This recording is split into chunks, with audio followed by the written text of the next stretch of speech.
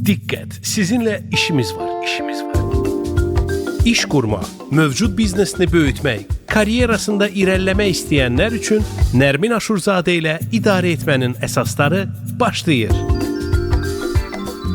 Salam, hər vaxtınız xeyir olsun. Bugün həftənin son iş günü olmasa da 5-ci gün olduğuna görə deməli studiyada mənimlə birlikdə transformasiya lideri, məlumatların idarə edilməsi üzrə ekspert, coach və nəhayət həmkarım Yusif Qasımov da burdadır. Yusif, necəsən? Salam, əlayam, çox sağ olun. Ümumiyyətlə düz vurğuladın. Həftənin sonu belə deyək, hissiyatı olsa da belə bugün hələ 5-ci gündür, sabah da işləyirik. Amma mövzu çox əla mövzudur bugün deyə. Ona görə məncə Mən elə deməmişəm. Amma mən artıq onu elə bir ki, biraz isidirəm də. Baba, səncə necə təqdim eləmək lazımdır bugünkü mövzuna? Necə təqdim eləmək? Elə adı üstündə. elə də təqdim elə. Görək nə çıxır oradan. Coachingdən danışırıq. Suallar gələcək indi. Əslində və mən artıq bununla bağlı bir neçə fərqli mövqelər, fərqli suallar eşitdiyimə görə başa düşürəm ki, sahibkarların bu məsələyə münasibəti birmənalı deyil. Ona görə onların suallarını da mən bugün efirdə səsləndirəcəm. Amma bu o demək deyil ki, onlar özləri bizimlə əlaqə saxlayıb bu sualları səsləndirməyəcəklər. Telefon nömrəmizi xatırladım. Kimin sualı olsa coachlarla və coachinglə bağlı buyurun. Söhbətə sən də qoşul. Telefon nömrəsi 012 404 11 22.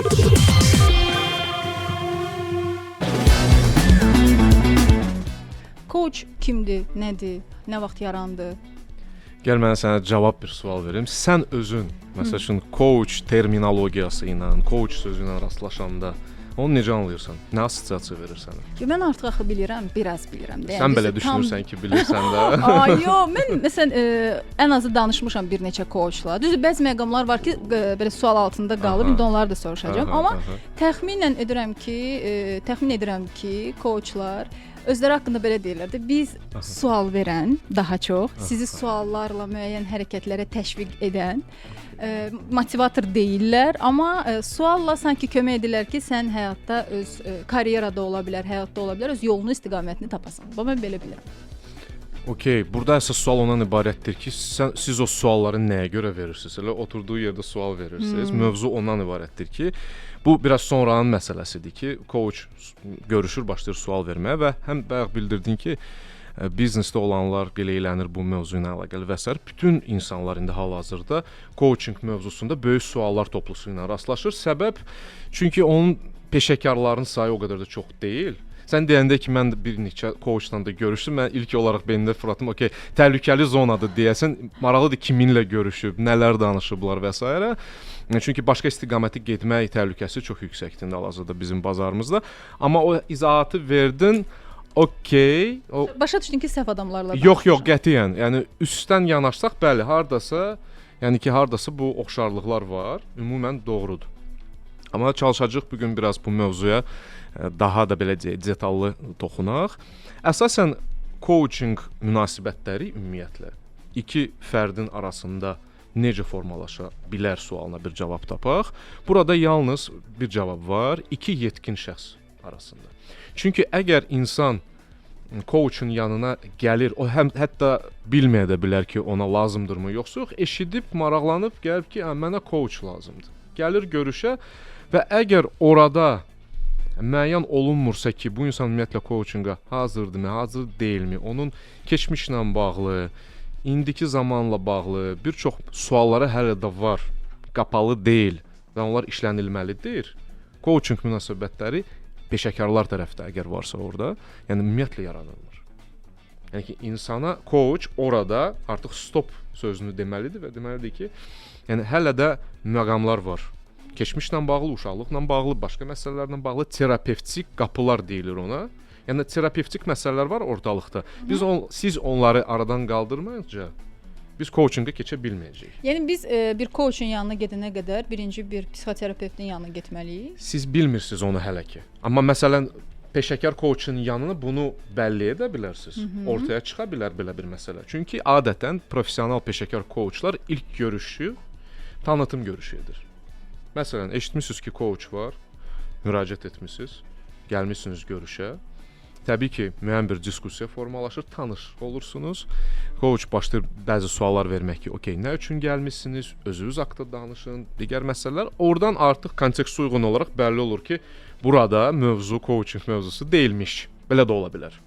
Və orada çox vacibdir ki, həmin nöqtədə coach desin ki, burada çox təəssüf ki, mənlik hələ ki bir iş yoxdur.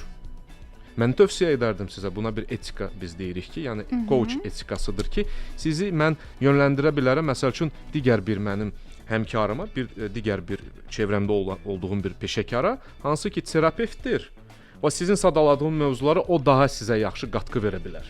İndi burada sən nəyi müşahidə edəndə məhz bunu deyirsən ki, yox, əvvəlcə get bir psixoloq yanına, sonra gələrsən danışarıq. Bu haqqda qısa reklam fasiləsindən sonra danışacağıq. Nərmin Aşurzadə ilə idarə etmənin əsasları davam edir. İş işdən keçməmiş dinləyin.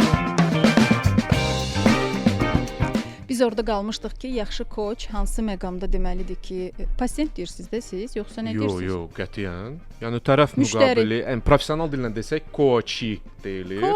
Coachi. Yəni amma yəni ki, bərabər bizim partnyorumuz sayılır. Siz onda nə vaxt siz Yusif bəy onlara deyirsiniz ki, siz əvvəlcə bir psixoloqa gedin, sonra biz davam eləyərik. Bilirsən, yəni mən birbaşa olaraq da belə demirik təbii ki, kommunikasiyada. Psixoloqun yanına gedə bilərsiniz və s. Çünki bu diaqnoza biraz oxşayır. Yəni diaqnozdan kənar getmək lazımdır. Burada sadəcə məqam ondan ibarətdir ki, çox düzgün vurğuladın ki, bir çox iş, coachun işi proaktiv dinləmədən asılıdır.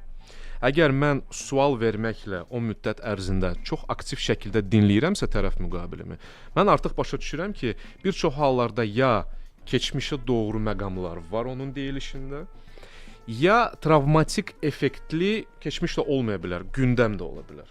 Mən bunu edə bilmirəm çünki sıxıntı var, çünki mən onu bu haqda ümumiyyətlə danışanda məni lap bu parçalamaq istəyir, bu hiss və s. və ilaxır. Sən bir çox hallarda hiss eləyirsən ki, sabah onunla gələcəklə bağlı hər hansı bir danışıqlar olanda və mən ona güclü bir sual versəm, onu o vəziyyətdən sonra çıxartmaq çox çətin məsələ olar.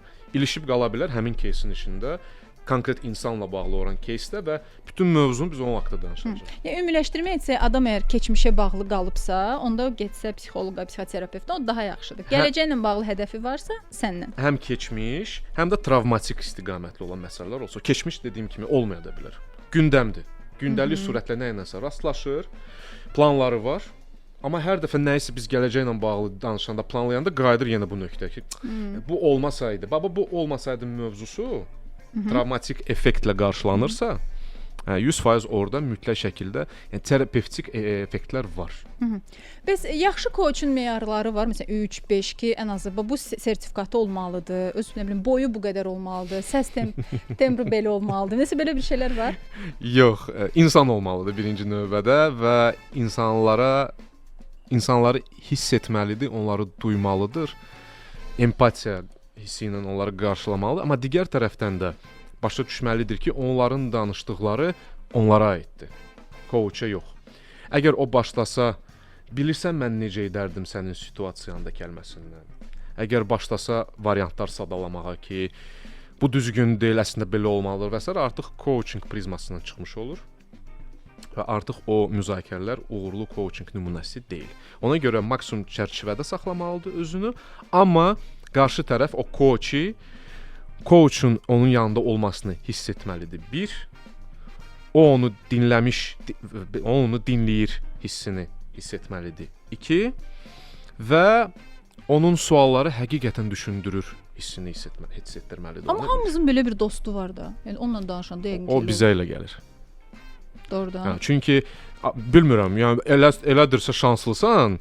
Yəni adətən 99% bizim dostlarımız 3-cü cümlədən sonra deyir ki, mən sənin yerində olsaydım, orada coaching bitir. Amma o daha yaxşı. Çünki alternativ verir sənə, yol göstərir. Coachlar isə heç bir yol göstərmir. O böyük bir səhvdir. Çünki mən nə desəm də, mən öz prizmamla deyirəm sənə. Və mənim dünyamda, mənim kainatımda bəlkə düz ola bilər, amma xüsusi sənə uyğun olaraq səhvdir. Və mən heç vaxt deyə bilmərəm ki, bilirsən necə etmək lazımdır. Mən hardan bilirəm ki, o düzdür? Çünki o çox situativdir.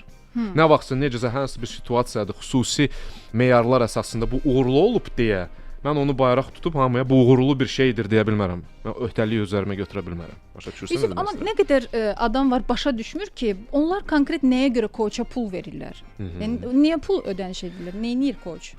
Coach dediyim kimi, birincisi məqam ondan ibarətdir ki, adətən uğurlu coaching münasibətlərində insan bilir nəyə görə coacha pul verir. Məsələ ondan ibarətdir. Çünki yetkin insan, öz fərqində olan insan və bilir nəyə görə gələn insan o sualla artıq rastlaşmır. O başa düşür nəyə görə gəlib.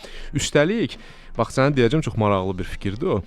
Coachun əsas funksiyası ondan ibarətdir ki, səni coachsuz getməyi öyrəşdirsin.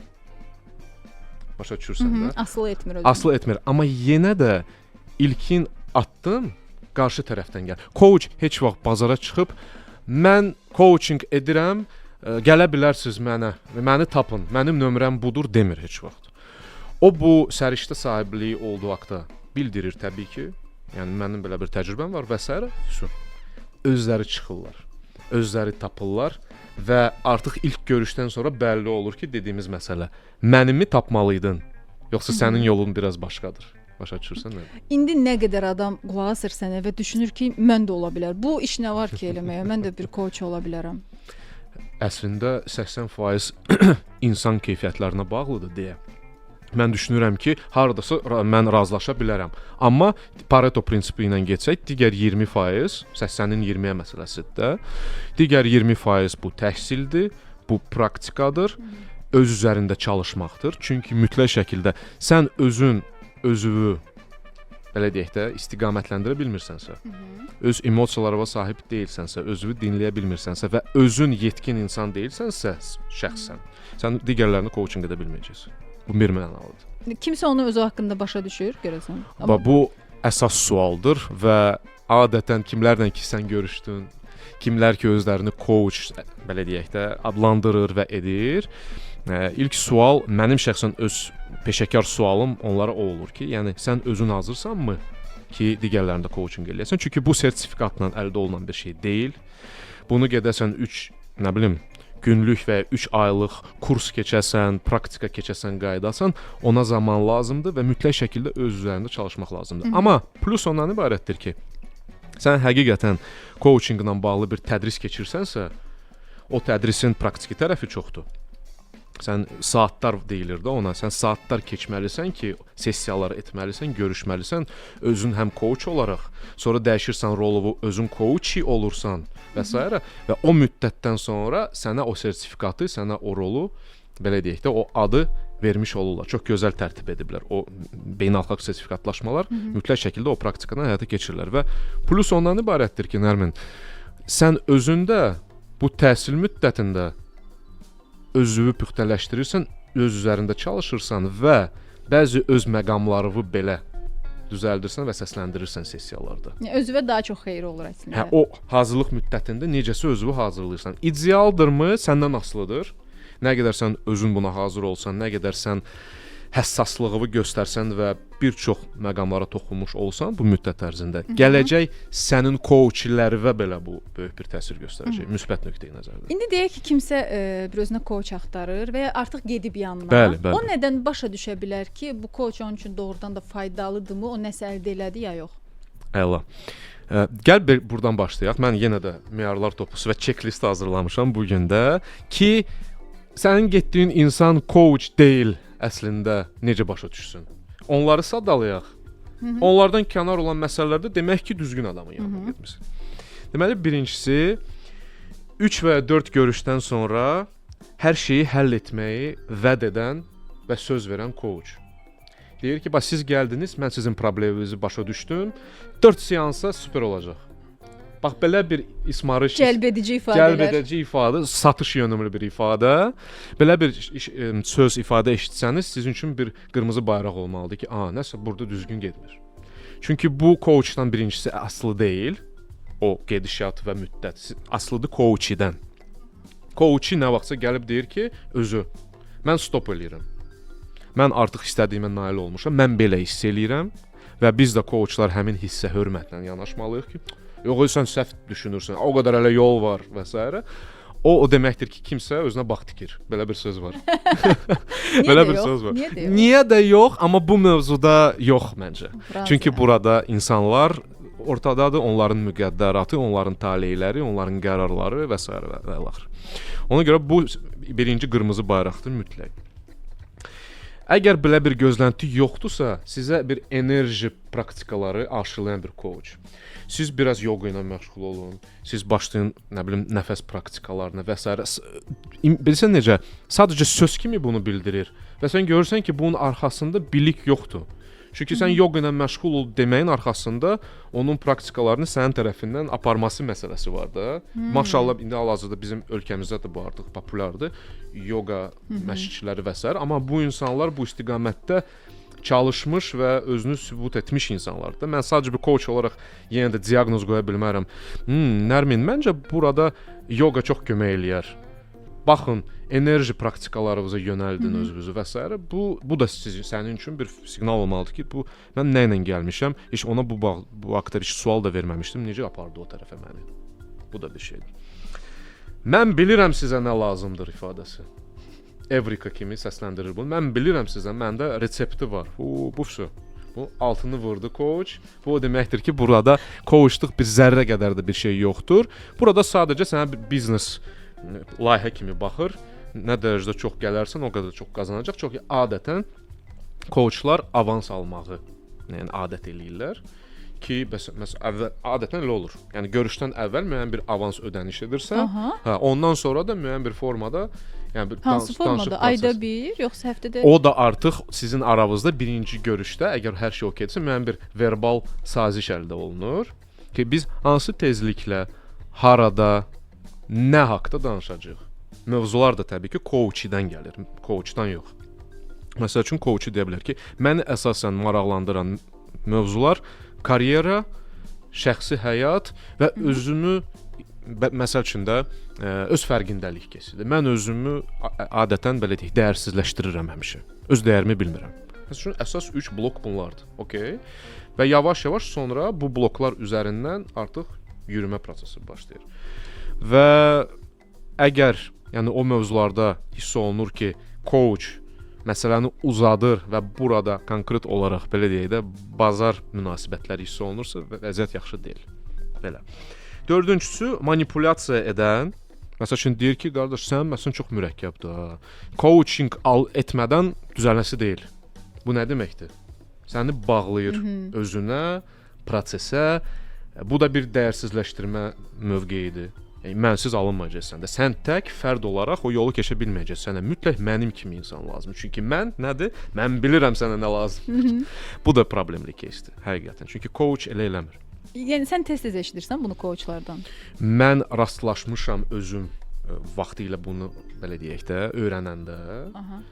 Və sözü açığı sənə deyim, yəni bu community-də olduğuma görə, yəni bunun üzərində pul qazanan coachları görmüşəm, sezmişəm və zamanla sadəcə əlaqələrimi kəsmişəm və özümü kənarda saxlayıram. Bir neçə nəfər var ki, kim ki bu istiqamətdə mənim üçün bir mentordur, mən onlardan birinə sözüm üçün götürürəm. Çünki hər bir insanın coacha ehtiyacı var. Necəsə nə vaxtsa ona gəlir fikirlə. Mənim də coachum olub, hal-hazırda o yoxdur, amma mütəmadi olaraq mən bir mövzulardan qayıdıram.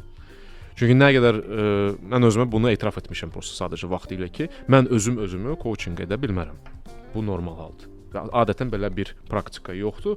Öz fərqində olan insan sadəcə bunu özünə etiraf etməlidir. Çünki adətən belə bir necə deyim, lupa düşürük, belə bir dövrəyə düşürük ki, mən əgər güclü coachamsa, demək özümü də coaching edə bilərəm də. Alınmır. Qərəzli olursan, o qədər də kənardan sezə bilmirsən və s. və l. Və 5-ci məqam deyir ki, pilot və ya tanışlıq görüşü olmadan iri ödənişi tələb edən coach. Məsələn, gəl simulyasiya edək. Sən bilmirsən ki, mən coacham. Tapmısan ki, Yusuf, mən siz haqqda eşitmişəm və s. və l. Başlayaq.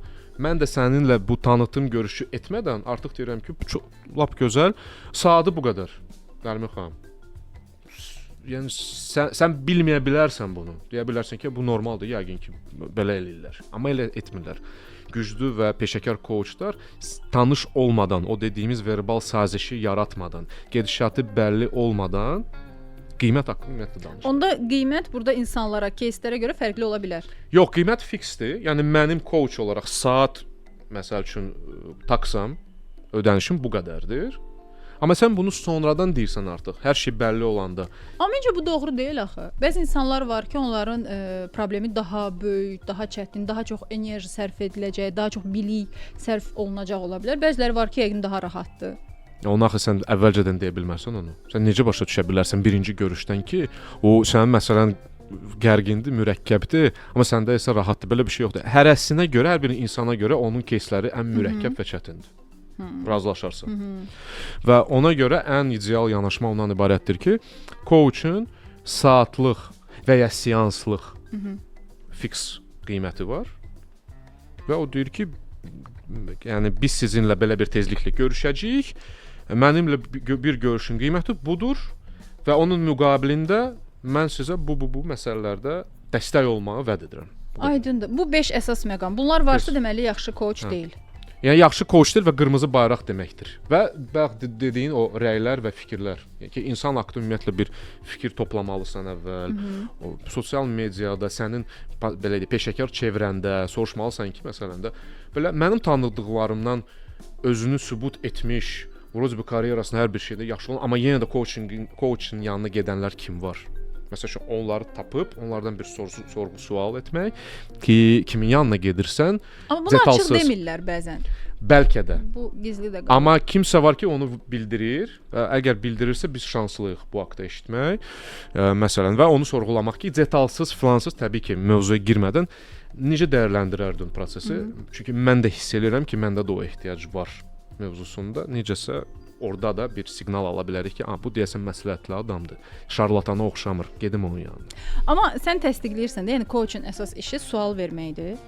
Sual, güclü, açıq sual verməklə insanı istiqamətləndirmək və bütün bu müddət ərzində onun yanında bir support funksiyası kimi sadəcə partnyor olaraq getmək. Bəli. İndi müşahidələrinə görə adətən insanlar sən hansı sualı ünvanlayanda bu coaching prosesində bu onları daha çox silkələyir, belə düşündürür, çətinə salır. Çətindir, sual çətindir. Bax indi də sənin verdiyin sual da çətin sualdır, amma adətən açıq sual vermək lazımdır ki, insan bəli və ya xeyr cavabını verməsin. Ki əgər mən sual versəm ki, sən bunu edəndə belə fikirləşirsən, mən onu yönləndirmiş oluram. Deyəcək ki, olur. Bu coaching sualı deyil. Sən bu situasiyada necə davranmısan və necə davranardın? Və ya məsəl üçün bunu etmək üçün ilk addımın nə olacaq? Okay. O deyir ki, açığı bilmirəm. Siz nə tövsiyə edərdiniz? Məsələn, sizi başlayır qatmağa məsələyə. Mən burada sənə tövsiyə etmək üçün deyiləm. Mən burada sənin öz yolunu tapmaq üçün sənə köməklik edirəm və nə lazımdırsa yanındayam. Səni dinləyirəm. Sənin yanındayam. Nə vaxt lazımdırsa susada bilərəm. ChatGPT-nin sözləri. O da eynən belə deyir. O elə deyir. Eynən. O elə deyir, amma hiss eləmir. Təəssüf olsun. Ya coachlar bizi hiss eləyir. Bax, o bayaq sadaladığımız coachlar yox, hiss eləmir. Amma güclü coach, tanıdığım güclü peşəkarlar, hansı ki özünə rahat bir şəkildə coach deyə bilər, bəli. Onlar hiss edir. Onlar öz hisslərini bizim hisslərimiz üzərinə qoymur və imkan verir ki, biz özümüzü orada ifadə eləyək. Və çətin halda sadəcə bir support olaraq yanımızda olsunlar. İndi niyə ChatGPT ilə danışmaq yox, amma bir coachun yanına getmək lazımdır? Çünki mən demirəm, ümumiyyətlə niyə görə coaching mövzusunda ChatGPT ilə danışaq ki, sənə cavab bir sual verim. Çünki çox qəşəng qulaq asır, təklifləri olur, hətta bir neçə təkliflər, sən özünə uyğununu seçirsən. Yəni yaxşıdır hər şey. Onun təklifləri bilirsən də hardandır? İnternetdən olan qaynaqlardan, resurslardan, onun fikirləşdiyi hər hansısa bir Google və ya sayt tipli mənbələrdən. Amma o səni həqiqətən empatik dinləyib, sənin istəklərinə əsasən, sənin hiss etdiklərinə əsasən bir yol da cızmır. Yəni potensial belə deyək də digər bir sual verə bilmir. Çünki necəsə əgər mentorshipdə ChatGPT-ni mən düşünə bilərəm, amma yenə də mən skeptikəm. Yəni mentorship nə deməkdir? Mən belə bir təcrübə sahibiyəm və səni o təcrübə ilə yönləndirirəm. O başqa. Amma burada coachingində duzu ondan ibarətdir ki, hər dəfə, hər sessiyada eyni insanla biz elə bir ki, yeni bir səhifə açmış oluruq. Və yeni səhifə açmaqla Yəni o yola getmiş oluruq. Ona görə orada ChatGPT-dən onu gözləməyin. ChatGPT, yəni ki, hiss, empatiya və hər hansısa bir sizinlə həmfikir olmaqda onun funksiyası deyil. O sadəcə sual-cavab sessiyasıdır, botdur. Bir dinləyici yazır ki, mən öz problemim nədir onu bilirəm, hətta yolunu da bilirəm, amma hərəkət edə bilmirəm. Bilirəm, amma etmirəm. Bu halda mənə nə məsləhət görürsüz? Potensial coachidir. Mən belə ilkin etapdan o görsənir. Amma məsəl üçün birinci tanıtım görüşündə bu daha da bəlli olacaq. Həqiqətən elədirsə, demək ki, bu insana həmin o güclü suallar ehtiyacı var. O onları dinləməlidir, eşitməlidir ki, onlara cavab verməklə həmin yolunu tapmış ola bilər. Bilirsən necə? Sən insanın gözlərində o evrika hissini tapmağı sezirsən. Suallar verməklə insan gedir, çatır, birdən deyir ki, deyəsən tapdım və adətən orada stop eləyirlər. Deyirlər ki, bax, burada bir dənə stop eləyək. Mən onu gərək həzm eləyim. Deyəsən nəsə var. Və sən həmin dəqiqədə onu bu fikirlə buraxmağı, yəni hörmətlə yanaşmalısan bunun istəyinə. Və buraxmalısan, getməlidir. Və ondan sonra artıq sənə müəyyən bir müddətdən sonra geri dönüşlə dönür ki, bir ev tapşırığı kimi bunu götürür. Özü evdə, başqa bir yerdə tək və ya yaxınları ilə oturur, onu həzm eləyir, fikirləşir. Yekunda o yenə də özü qərar verir. Mən həmin mövzu ilə qayıdıram coachun yanına. Yoxsa başqa bir mövzu ilə qayıdıram. Yoxsa ümumiyyətlə ehtiyac varmı növbəti sessiya, yoxsa yox. Bax, hiss eləyirsən də orada. Orada əsas driver mən deyiləm, coach deyil. Mən supportum. Driver qarşı tərəfdir. Azərbaycan sahibkarları, iş adamları səncə necə qarşılayır bunu? Nə qədər müraciət edirlər, etimad edirlər? Mən statistika deyə bilməyəcəm. Müşahidən. Müşahidəm onu deyir ki, yəni var elələri xüsusi necə deyim sənə? Birbaşa olaraq rastlaşdığım strukturlarla bəlkə də bağlı ola bilər. Məsəl üçün ona görə ki, daha çox araşdırırlar, daha çox öyrənirlər, leadershiplə bağlı böyük bir təlimlər alırlar və digər məsələlərdə hiss edirlər ki, buna ehtiyac var. Baxırsan kənardan, düşünürsən ki, insan uğurludur, amma uğur bərabər deyil, mənə coach lazım deyil. Başa düşürsən də nə demək istəyirəm.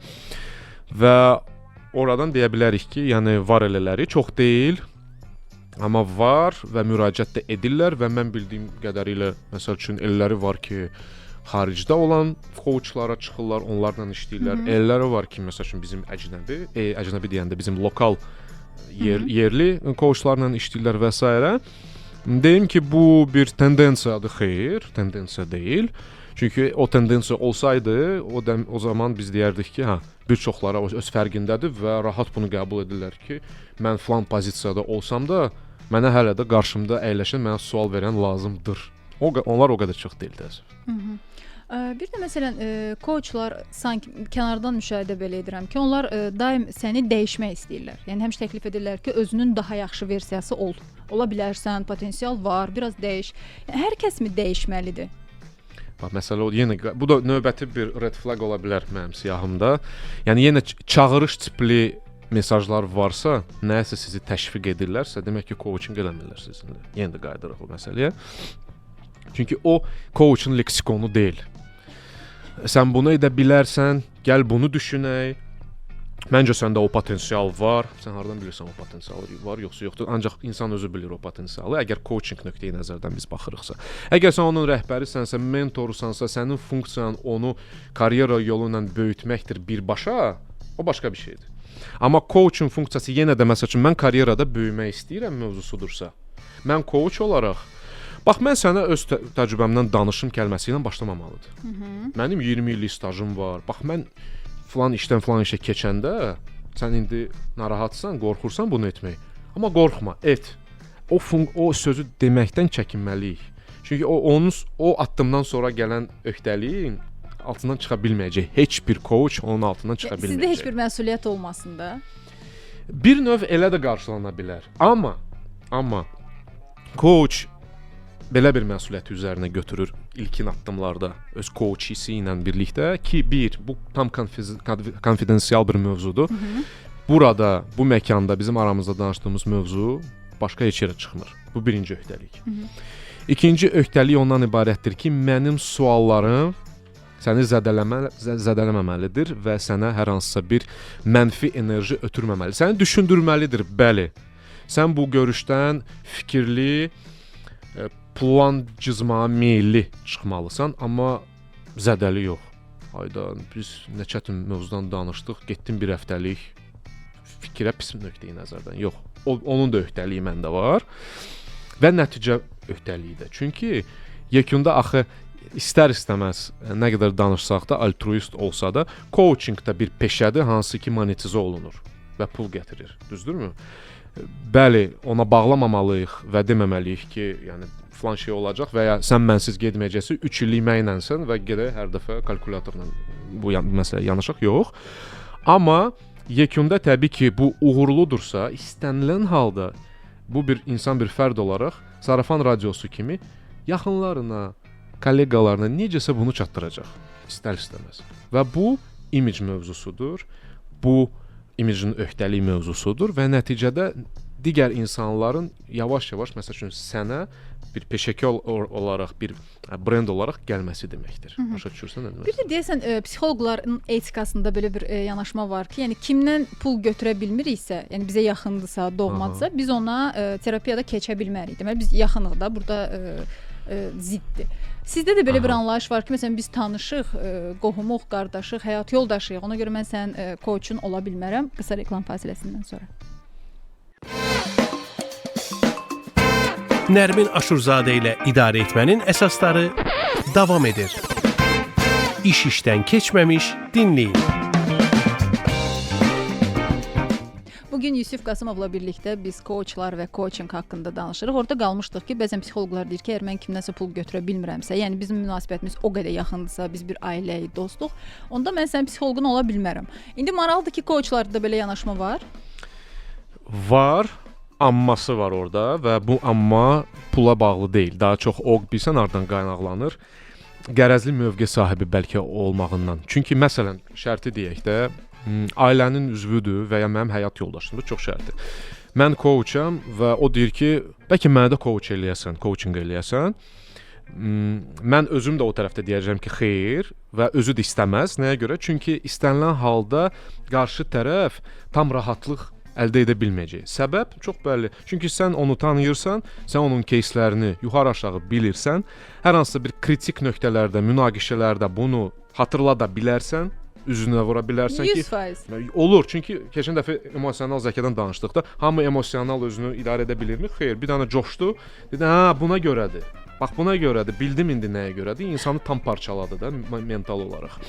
Amma tam üçüncü tərəf olanda səninlə heç bir yolu kəsişməyən, sırf bu mövzuda siz kəsişmisiniz və onun öhdəliyi bayaq dediyim məsələ ondan ibarətdir ki, bunu konfidensial saxlasın. Və burada danışdıq, burada da bitdi.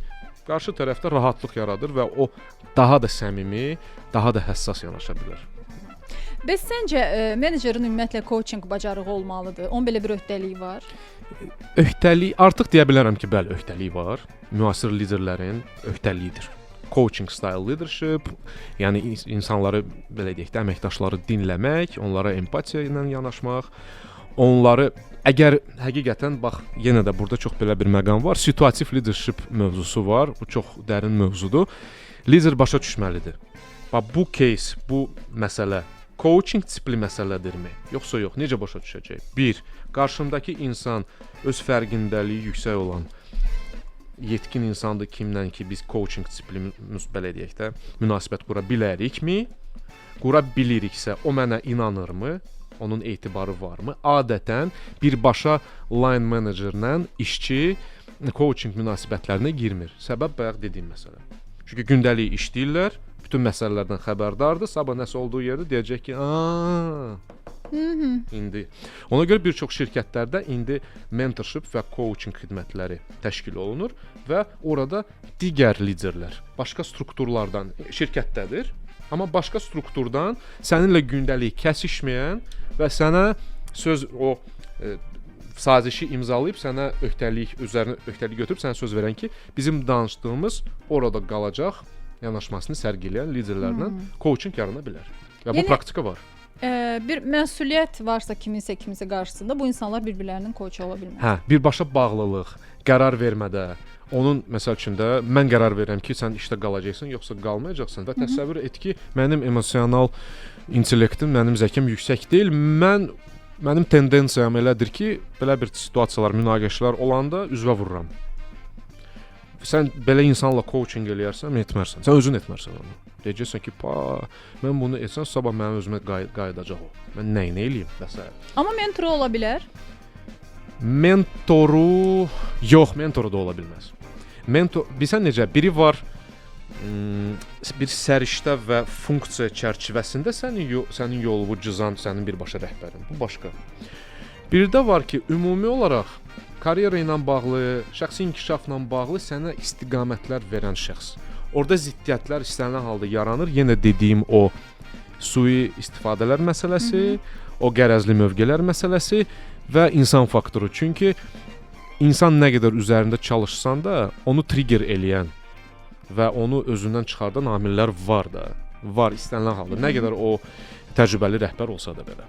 Bunu niyə soruşuram? Biz elə dünən bu haqqda danışmışdıq ki, artıq Z nəsli mentor tipli lider istəyir. Yəni istəyir ona müəllim olsun, yol göstərsin, biraz dost olsun, tam belə müdir kimi olmasın da. Ona görə maraqlıdır ki, amma sən düşünürsən ki, belə uğurlu olmaya bilər. Yəni bilirsən, elementlər ola bilər, amma mənim birbaşa liderim kimlə ki, mən gündəlikdə çalışıram, mənim mentorumdur, bu real deyil. Desən də belə real deyil. O necə gedişat onu göstərir ki, ardısı bu məsələ qırılır. Amma onun istəyi tam normaldır.